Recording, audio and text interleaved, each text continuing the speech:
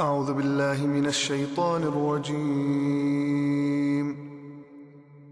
بسم الله الرحمن الرحيم. يا أيها الذين آمنوا كتب عليكم الصيام كما كتب على الذين من قبلكم لعلكم تتقون. Мээримдүү жана ырайымдуу Алланын ысмы менен. О иман келтиргендер, такыбалыкта болуңар үчүн силерден мурункуларга парз кылынганы сыяктуу силерге да орозо кармоо парз кылынды. Азирети пайгамбарыбыз Мухаммад саллаллаху алейхи вассалам жана анын жакын достору сахабалар эңсеп күткөн, сооптор эселенип берилүүчү, кут берекеге толгон, айлардын султаны болгон берекелүү Рамазан айы да кирип келди. Мындан 1435 жыл илгери мусулмандар Азирети пайгамбарыбыз менен биргеликте Алланын амирине баш ийип Мадина шаарына ыйык көч, хижрат кылышкан эле. Анткени ошол убакытта меккелик бутпарастардын мусулмандарга кылган зулумдугу өтө күчөп кеткен болчу. Мына ошол ыйык көчтүн 2-чи жылында Рамазан айында орозо кармоо парз кылынды. Бул кубанычтуу айда өзүн мен мусулманмын деп эсептеген ар бир инсанга орозо кармоо парз, тагыраак айтканда милдет экендиги баарыбызга белгилүү. Анткени бир жылда бир жолу Рамазан айында орозо кармоо исламдагы 5 парздын бирөөсү болуп эсептелет. Орозонун сөздүктөгү мааниси тыюу дегенди түшүндүрөт. Демек адам орозо учурунда эртеден кечке жеп ичкенден, жаман сөз сүйлөгөндөн, бирөөлөр менен урушкандан, бүт жаман адаттардан тыйылып, ички руханий дүйнөсү тазаруучу чоң бир ибадат. Орозо кармоо бизди бул дүйнөдө жамандыктан сактап, акыретте болсо тозоктун азабынан коргогон жана күнөөлөрүбүздүн кечирилишине себепкер болгон абдан маанилүү ибадат. Пайгамбарыбыз саллаллаху алейхи вассалам төмөнкүдөй жакшы кабарда айткан.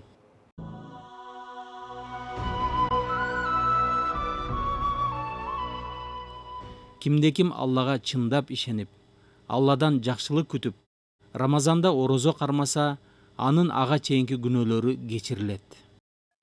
Урматтуу мусулман бир туугандар, урматтуу мекендештер, бул сиздерге, биздерге, бардык мусулмандарга бир өтө чоң сыйлыгы, өтө чоң белеги бул Рамазан айы.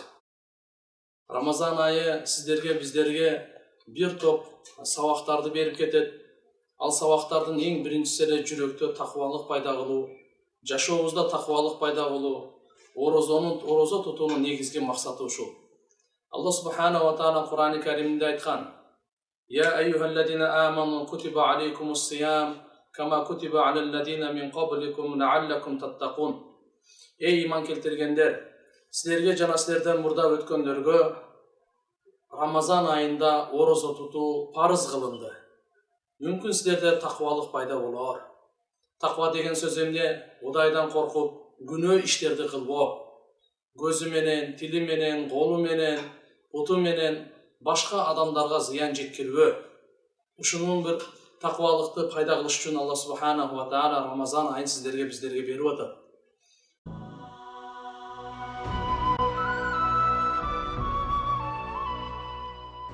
Абу Хурайра разияллаху анху пайгамбарыбыз саллаллаху алейхи вассаламдан риваят кылат: менин үммөтүмө орозо айынын себебинен 5 нерсе өзгөчө түрдө берилди.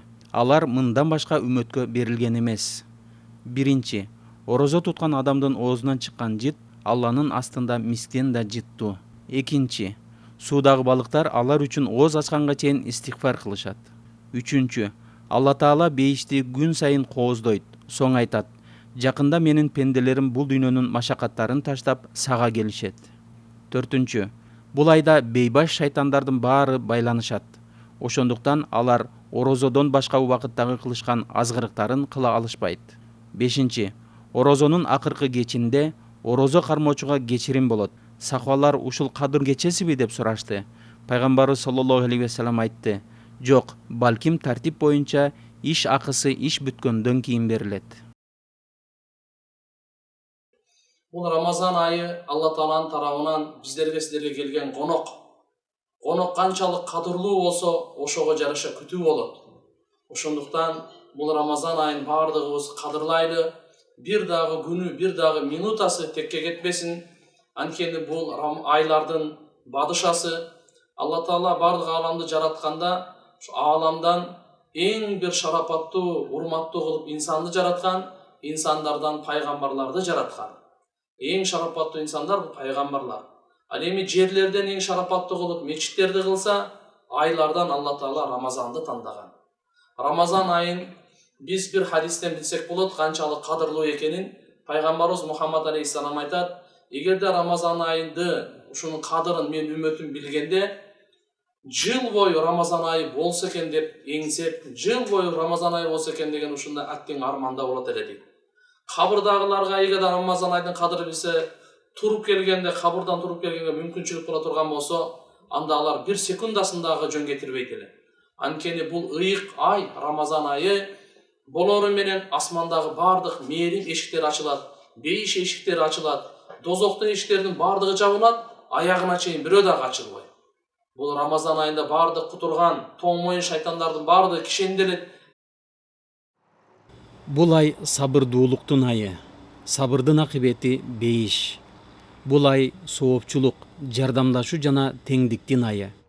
Рамазан айында эркектер үчүн кечиндеси таравих намазын жамаат менен мечиттерде окуу сүннөт болуп эсептелет. Аялдар болсо үйлөрүндө окушат. Таравих намазы 20 рекеттен туруп 1 ай бою 114 сүрөдөн турган 30 пара Куран кайталанып окулуп чыгат. Бул ай башталышы ырайымдуулук, ортосу мээримдүүлүк, соңу тозоктон кутулуу болгон ай. Бул айда Алла Таала асмандан баракчаларды, китептерди түшүргөнгө тандаган, пайгамбарларга пайгамбарчылык берген ушул айды тандаган. Бул айда пайгамбарыбыз Мухаммад алейхиссаламга Куран түшкөн. Ибрахим алейхиссаламга 1-чи Рамазанда баракчалар түштү. 2-чи Рамазанда Муса пайгамбарга Таврат түшкөн. Ал эми 6-чы Рамазанда Дауд пайгамбарга Забур түшкөн. 12-чи Рамазанда Иса пайгамбарга Инжил түшкөн. 21-чи Рамазанда Мухаммад пайгамбарыбызга Кур'ани Карим түшкөн. Шахр Рамадан унзила фихил Кур'ан худан линнас. Алла субханаху ва таала айтат: Рамазан айында Кур'ан түшүрүлдү. Алла субханаху ва таала өзүнүн акыркы китебин, өзүнүн өкүмдөрүн, сөздөрүн бардыгын ушу түшүргөндө Рамазан айды тандаган экен. Ушул айды да ушу Кур'ан түшүрүлгөн ай болуп аткандан кийин, берекелүү, ыйык ай болуп аткандан кийин, ушуну биз бардыгыбыз жакшы өткөргөнгө, жакшы маанайда күтүп алганга, жана орозодо кандай күтүп алыш керек, ошонун толук эрежелерин аткарганга биз аракет кылышыбыз керек. Пайгамбарыбыз саллаллаху алейхи ва саллям Шабан айындын, ушу Рамазандан айда, мурдагы айда бардык өзүнүн жора жолдош сахабаларын топтоп айткан хадиси бар. Айткан: силердин үстүңөргө берекелүү, ыйык Рамазан ай келе жатат.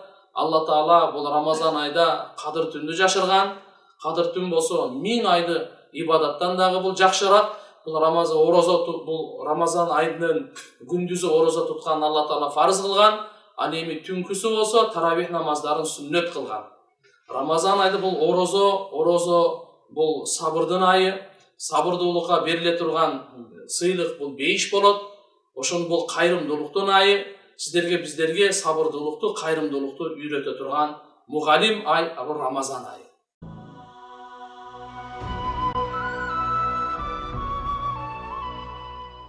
Убада разияллаху анху айтат: бир жолу пайгамбарыбыз саллаллаху алейхи ва саллям берекелүү орозо айы жакындап калган кезде мындай деди: орозо айы кирип келди, ал өтө берекелүү ай. Алла Таала бул айда силерге көңүл бурат жана ал өзүнүн өзгөчө рахматтарын жаадырат, күнөөлөрдү кечирет, дубаларды кабыл кылат. Силердин жакшылык иштериңердеги жарышууңарга карайт жана периштелердин алдында сыймыктанат. Ошондуктан Алла Таалага өзүңөрдүн жакшы амалыңарды көрсөткүлө. Жаман адам ушул айда да Алланын рахматынан насипсиз калат. Пайгамбарыбыз бир хадисте айтат: 4 нерсени көп кылгыла Рамазан айда дейт. Биринчиси ла илаха иллаллахны көп айткыла. Экинчиси истигфар, күнөөдөн кечирим сураганды көп кылгыла. Үчүнчүсү болсо бейишти көп сурагыла. Төртүнчүсү дозоктон паана көбүрөөк тилегиле дейт. Ушу 4 нерсени көбүрөөк аткаргыла деген. Бул орозо тутуу, кичине күн ысык болуп атат, күн узун болуп атат. буга кичине чаңкаганга биз аз маз чыдап орозо тутуп коелу. Анткени ушу чаңкаганыбыз өлүмдүн чаңкоосунан кутулганга себеп болот. Ахиреттин чаңкоосунан кутулганга себеп болот. Бул жөнөкөй чаңкоолор эмес. Өлүм төшөгүндөгү чаңко океанды берсе да жутуп алып чаңкоосу кетпей турган чаңко.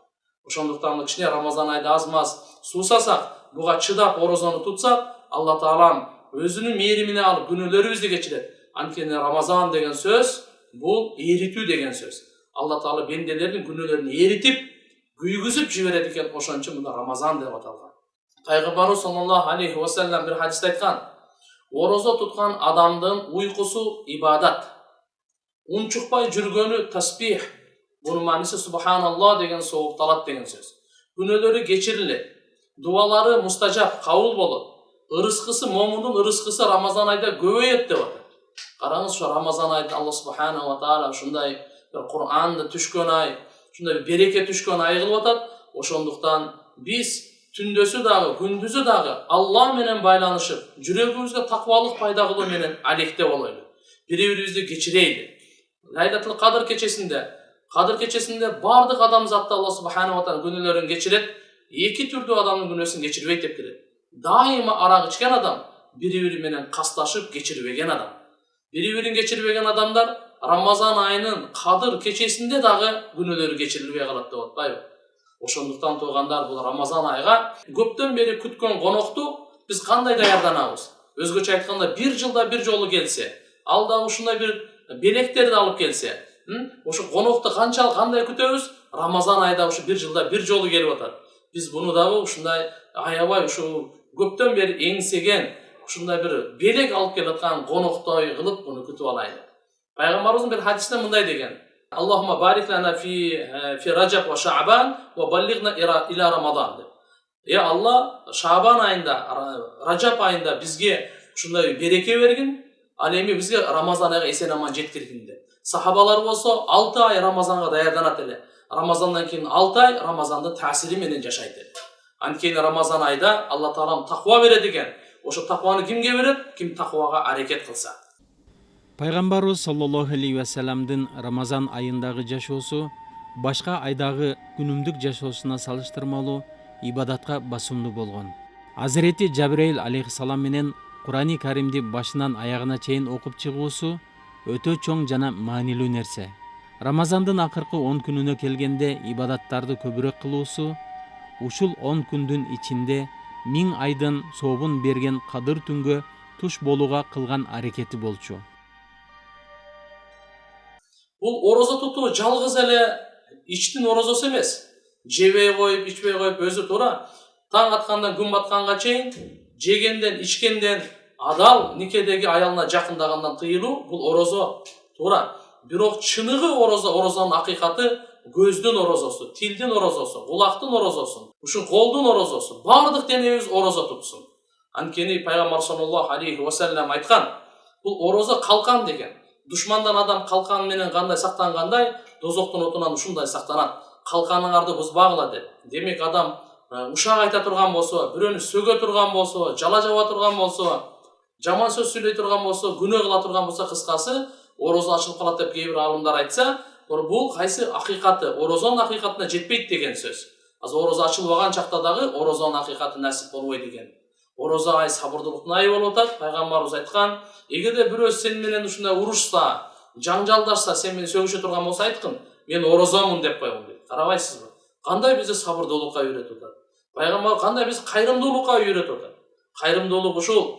Пайгамбар саллаллаху алейхи ва саллям, кана Расулуллах саллаллаху алейхи ва саллям ажвадан нас фи Рамадан.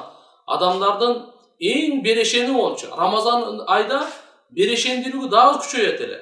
Пайгамбар сахаба жолдошторуна айтат: ким Рамазан айда бир орозо туткан адамга ушундай ифтар кылып койсо, мындай ооз аштырып койсо, ошол орозо туткан адамдын канча сооп тапса, ошончолук сооп табат дейт.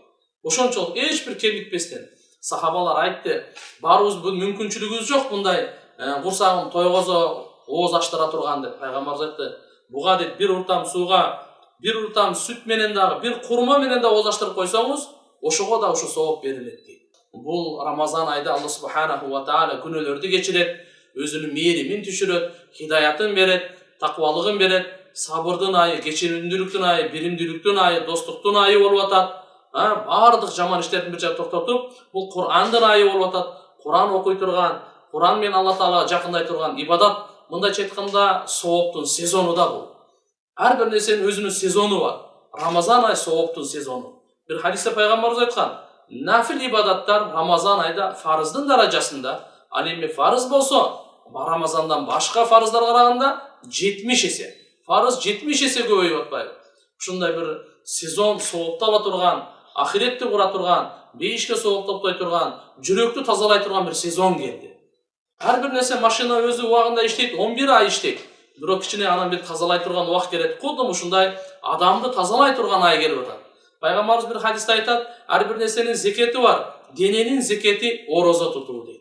Эми караңыз, саарлыктан баштайлы. Пайгамбарыбыз айтат, саарлык ичкиле, анткени саарлыкта береке бар дейт. Бир риваятта саарлык жеген адамга кыямат күнү саарлык жегенине сурак алынбайт дейт. Бир риваятта Алла Таала өзү бардык периштелер саарлык ичкендерге өзгөчө мээримин, рахматын жиберип турат дейт.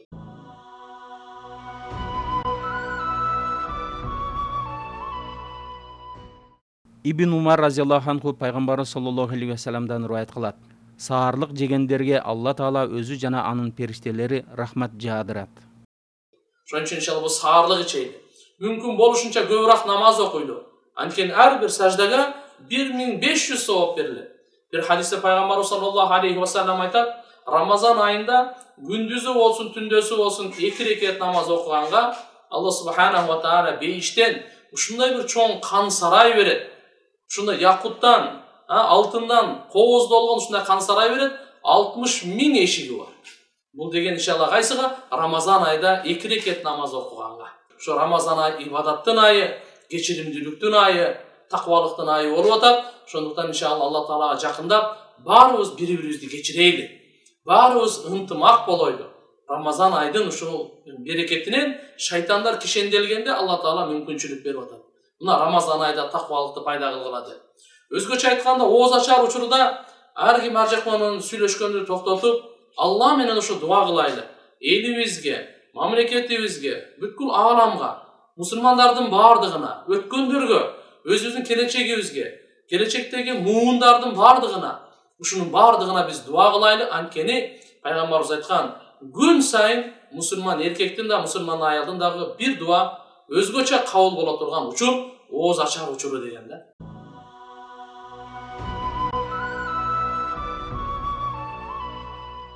Пайгамбарыбыз саллаллаху алейхи вассалам айтты, 3 түрдүү адамдын дубасы кайтарылбайт. Биринчи, орозо кармоочунун ооз ачар мезгилдеги дубасы. Экинчи, адилеттүү падышанын дубасы. Үчүнчү, жапа чеккен кишинин дубасы. Аны Алла Таала булуттардын үстүнө көтөрөт жана ага асман эшиктери ачылат. Анан Алла Таала айтат, мен сага сөзсүз жардам берем, кандайдыр бир себеп менен, кийинчерээк болсо да. Ошон үчүн ооз ачар учурда мусулманга эки кубаныч. Биринчи кубаныч ооз ачар учурунда, экинчи кубаныч Роббусу менен, Алла Таала менен жолуккан учурда. Ошон үчүн биз сөзсүз ошол учурларда башка нерсени токтотуп туруп, дуага кылайлы.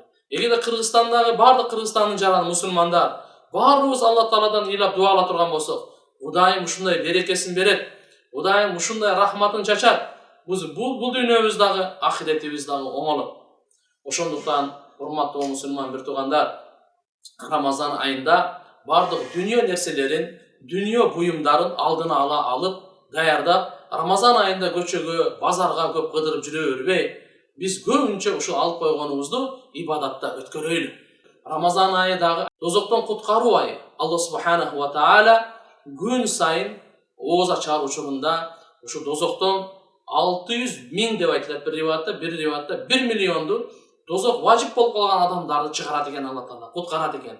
Элестетип көрүңүз, 1 миллионду күн сайын чыгарып, ал эми акырында болсо, Рамазан айынын акырында жалпысынан Алла Таала канчалык дозоктон куткарган болсо, ошону жалпысынан чыгарат.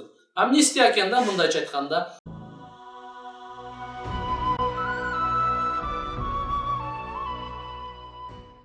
Пайгамбарыбыз саллаллаху алейхи вассалам айтат, орозодо ар бир күнү жана түндөсү Алла Тааланын туткундары тозоктон куткарылат жана ар бир мусулмандын орозонун ар бир күнү жана түндөсү сөзсүз бир дуасы кабыл болот.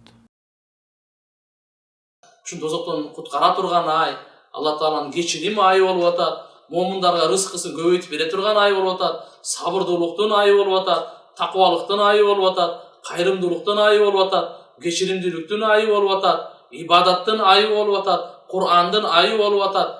Пайгамбарчылыктын бардыгына Рамазан айда берилип атпайбы? Бул ай ушу бардык айлардын падышасы, Алланын айы болуп атат. Рамазан айды Алланын айы деп аталат. Башка айлар деле Алла Тааланын айы. Эмне үчүн буну Алла Тааланын айы деп айтылат? Анткени бул Алла Субханаху ва Таала бул айды өзүнүн ибадаты үчүн тандаган. Бир риваятта пайгамбарыбыз саллаллаху алейхи ва саллям айтат, Алла Таала мындай дейт: адам баласынын бардык амалдары өзү үчүн жана ага 10-дан 700-гө чейин сооп берилет, орозодон башка. Эмне үчүн? Орозо мен үчүн дейт. Бунун сообун мен берем, же болбосо бунун сообун мен өзүм дейт. Ибадаттардын бардыгынын сообун өзү Алла Таала берет. Намаз окусаңыз, кайрымдуулук кылсаңыз, ата-энеңизге баш ийсеңиз, чын сүйлөсөңүз, күнөөдөн сактансаңыз, булардын бардыгынын сообун Алла Таала берет, бирок периштелер аркылуу берет. Ал эми орозонукун сообу болсо Алла Таала өзү берет экен да. Түздөн түз берет экен, периштелер аркылуу эмес. Ошон үчүн бунун сообун мен өзүм берем дегендин мааниси ушул. Мисалы айтканда, орозого, намазга, зекетке, ажылыкка, умрага жана башка иштерге бир мечит салды, жол салды. Кыскасы кандай бир жакшы кайрымдуулук иш болсун, анын баардыгынын сообун Алла Таала берип атат. Орозого келгенде айтат, бунун сообу мен өзүммүн дейт. Түндөсү таң ата элек саарылык жеп, тамактангандан кийин Аллага кечке чейин орозо кармаймын деп убада берип, чаңкаса да суу ичпей, курсагы ачса да тамак жебей, канчалык деңгээлде чын ыклас менен тутуп жаткандыгын ар бир инсан өзү жана жаратуучу Алла гана биле алат. Башка адамдар билиши мүмкүн эмес. Демек орозо жеке инсандын Алла Таалага болгон чыныгы ыйманы сынала турган бир чоң сыноо сыяктуу. Өмүрүбүз чектүү экенин баарыбыз жакшы билебиз. Ушул кыска өмүрүбүздө акырет үчүн пайдалуу өз милдетибизди жалкоолукка алдырбай, эң сонун аткарып койсок, үзүрүн, жакшылыгын акыретте сөзсүз Алла Таала өзү берет. Орозо канчалык бир баалуу. Бул орозо биздин денебизди тазалаганга дагы, рухубузду тазалаганга дагы, ортодогу мамилебизди дагы, аң сезимибизди дагы, бардык нерсени тазалаганга келип атпайбы бул Рамазан айычы? Ошондуктан урматтуу мекендештер, урматтуу мусулман бир туугандар, көз коркок кол батыр деп, кичине ысыктыкка карап, аз-маз Рамазан ушундай узун болсо кыйналып кетем деп коркпостон орозону кармайлы. Коркпостон орозону албетте саарлыкты жакшы тамактанып, күндүзү бир аз уктап, кош бойлуу энелерибиз, эжелерибиз, карындаштарыбыз, же болбосо ушундай баланы эмизген, ушундайларга өзүнүн ден соолугуна жана өзүнүн баласынын ден соолугуна карайт. Ден соолугу жакшы болсо, баланын ден соолугу жакшы болсо, кармай берсин. Анткени Рамазан айы пайгамбарыбыз айткан, Рамазан айынын бир күн үзүрсүз кармабай коюшлук, ага мүмкүнчүлүк берсе, өмүр бою ошону бүтүрөм деп, мисалы ошону аткарам деп, ошону сообун алам деп өмүр бою кармаса дагы бир күндүк орозо жетпейт деген да.